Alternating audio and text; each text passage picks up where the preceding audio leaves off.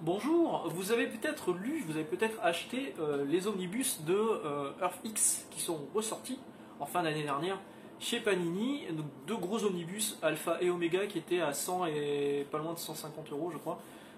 Des énormes pavés avec l'intégralité de EarthX, Paradise X et j'en oublie un, c'est quoi? Universe X, voilà. Mais même si vous avez acheté ces deux omnibus, en fait, il vous manque un truc.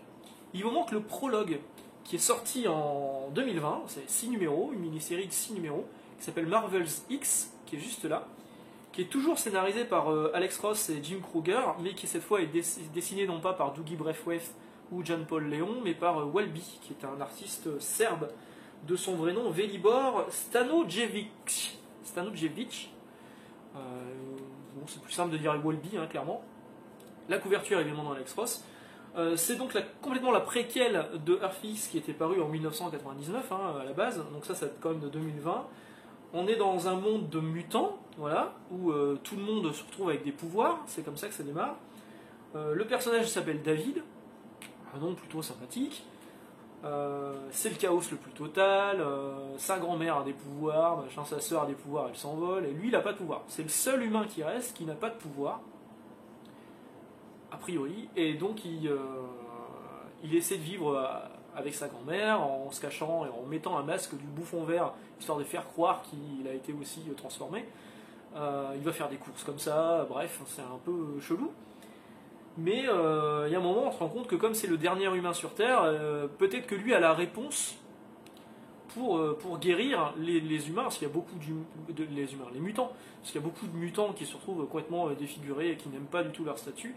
Et donc les super-héros encore en activité, Peter Parker notamment, Daredevil, etc., Captain America, lui est super fan de Captain America d'ailleurs, vont partir à sa recherche, enfin lui va partir à la recherche de Captain America pour essayer de trouver un vaccin à ce problème de mutation globale. Donc c'est un peu comme Kamandi en fait, c'est le dernier garçon sur Terre, c'est un peu comme Y le dernier homme, c'est le dernier espoir de l'humanité. C'est la réponse sur un perso hyper important de EarthX, en fait c'est une origin story d'un perso, je vais pas vous spoiler, hein, mais clairement David a une importance pour EarthX, ça on le découvre dans les toutes dernières pages. Le dessin il est franchement pas mal, ça rappelle beaucoup effectivement Jan-Paul Leon ou Braithwaite, surtout Jan-Paul Leon je trouve. Et cet artiste, je le connaissais pas du tout. Je me demande si c'est pas son premier projet édité aux États-Unis. Dites-moi si je me trompe.